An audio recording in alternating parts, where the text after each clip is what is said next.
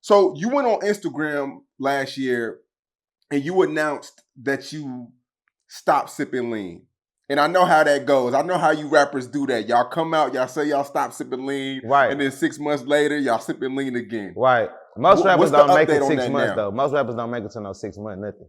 I said most rappers don't make it to a 6 month mark of being clean. Yeah. They don't make it to 6 months. They probably start again 6 days later. Right. So what's the update with you know the lean in Sauce Walker?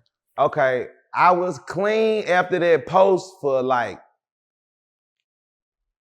think it was like 11 months, like right at a year. Like right before a year, right at a year, I was clean, you know what I'm saying? And if people that's within the drink sipping community, they're gonna know what I'm talking about when I say this. When I quit sipping drink, the only drink that was on the market at the time was Walka and Quagan. Our favorite drink of some of the high tier sippers like myself, which is red, that was taken off of the market. Come here, which one come? My little beautiful dog, like she wanted to get in the interview. But the most expensive, the drink that I liked to sip for number one was already taken off the market. Red, High Tech Red or Acorn Red, that was taken off the market. So I was already forced to drink a type of syrup that I don't like. I'm not the type of drug addict that other people are or that people may perceive or think that I am. I only do 2 drugs in my life. I've never been drunk in my life. I've never drunk a cup of Hennessy, a cup of Moscato. I never gave a bitch Henny dick. I've never been drunk in my life. You see what I'm saying? I've never popped no pills. Only pill I ever popped in my whole life was a handlebar when my brother Mario died. When my brother Mario was murdered, I popped handlebars for a week. And then it was over. I had a squabble with a nigga over stealing one of my partner's guns. And I damn near lost the fight because I was on handlebars. I hated it. Like, that's the type of person I am. If a drug puts me in a point where I'm incoherent and I can't be who I am, I don't want to fuck with it. Drake can't do that to me. You know what I'm saying? But at the end of the day, Drake is something. I've been sipping syrup is the first drug I ever did in my life. I was in 1999 when I was 9 years old. That's the first controlled substance that ever entered my body.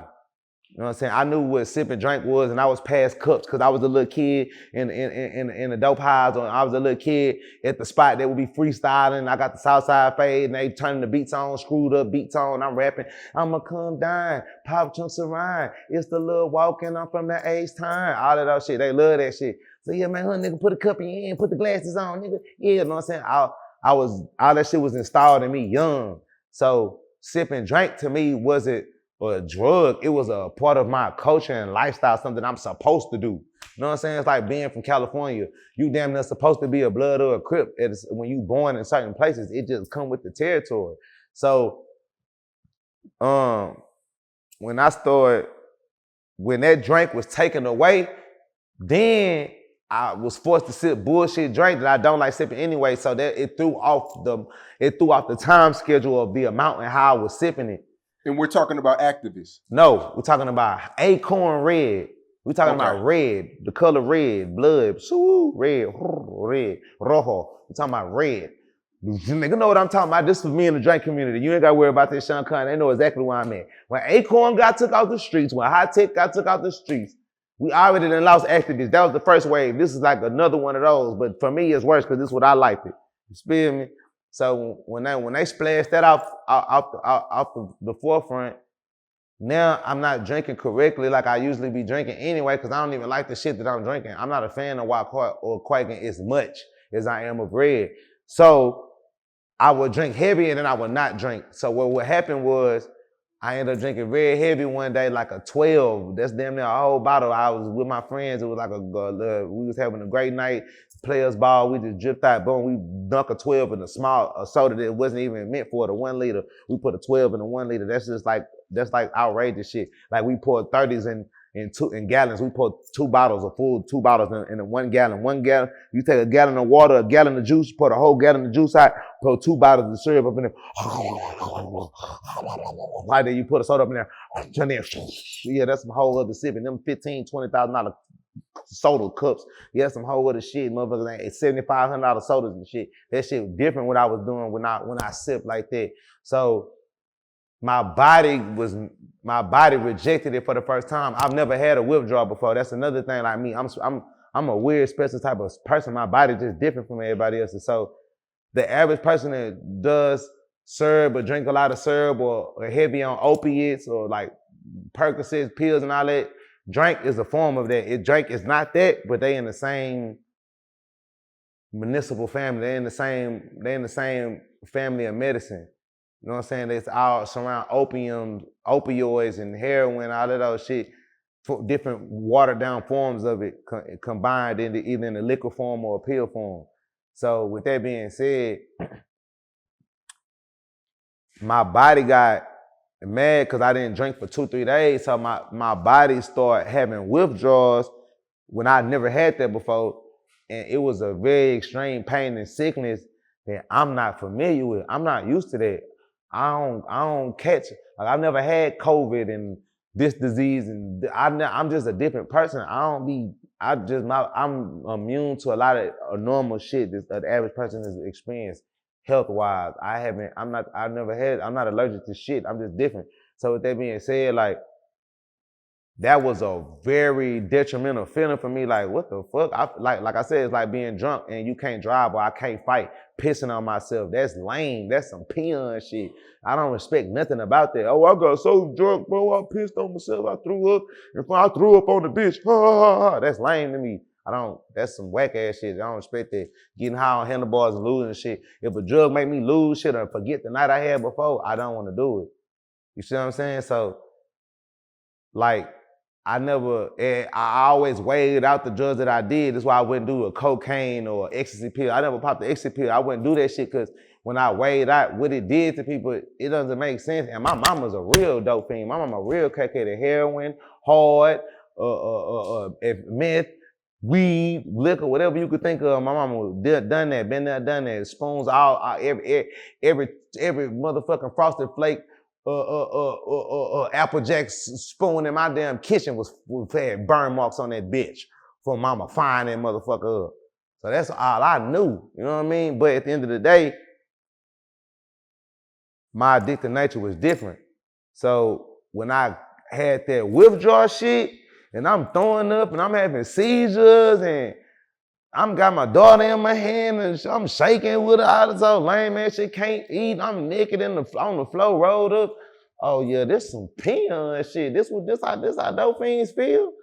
I've been to jail many a times after having a heavy drinking habit, and I still never experienced these things. When I hear a nigga in the room in a cell 3 cells over screaming because he coming down off pills or he coming down off of whatever drug, a hard drug he on. I never experienced that before. So when my body went through that, I wasn't fucking with that at all. And I felt like less powerful, less like I don't control myself or some shit, like some lame ass shit. That's ungodly. So that is what motivated me. Plus the fact I'm already sipping some shit that I don't want to sip, because I don't drink necessarily to get high. I sip it for the taste. I sip it for the ambience and the lifestyle and the crowd that follow suits with sipping syrup. The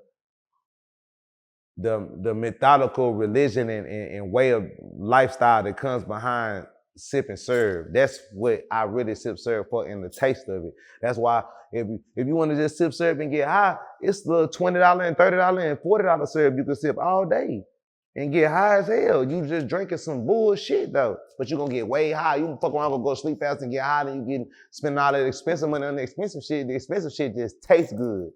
You know what I'm saying? So with that being said, they took away the shit that I really like to drink, and it did something to my body that I just really didn't fuck with and agree with, so I quit. That's why I was so stern and for real live. On social media, you didn't see Sauce Walka with no cups. You don't see it in my videos. I stopped rapping about it.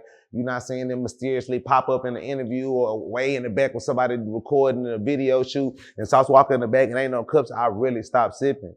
But I stopped sipping for so long, I just got, and they brought Red back. So it's two excuses. It's still relapsing. It's still doing drugs again, but I didn't quit drugs because it was fucking up my life. I quit drugs because it made me feel a certain type of way, that I don't like to feel about myself. It's like losing a leg. Now you can't walk. Why can I not walk now?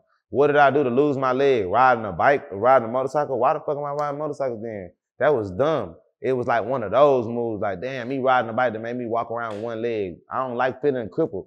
So that right there is what really motivated me to stop sipping and drink for the amount of time that I sip it. I stopped drinking, and then it was easier to do it because the type of drink that I like was discontinued.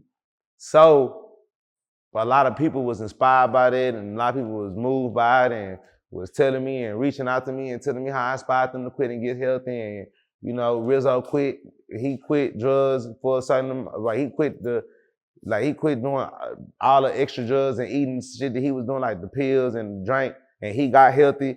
A lot of my partners are getting in the gym. Like, we started changing, and you know, it's different money that come with that too. But I got bored when, after a while, it's like smoking weed it was like I got to a point where I was gonna have to stop smoking weed too. Basically, that's what it. Long story short, it was a combination of they brought the red drink back, and smoking weed without sipping drink with it, it just doesn't, it's not the same experience. Your mouth, smoking weed gets you what? Cotton mouth. Smoking weed makes you what? Dehydrated. Smoking weed does what? Make your mouth dry and smell like weed, or you smoking these big heavy gusts of smoke and backwoods in your mouth without no appealing moisture beverage going on with it. Water right behind some fat ass backwoods, your water might taste like weed and tar. It don't taste like a fresh glass of water because you smoking all this weed and all these chemicals in this weed or whatever the fuck make weed. But that drink makes it just like peanut butter and jelly. You know what I'm saying? Just you feel me? It complements each other very well. So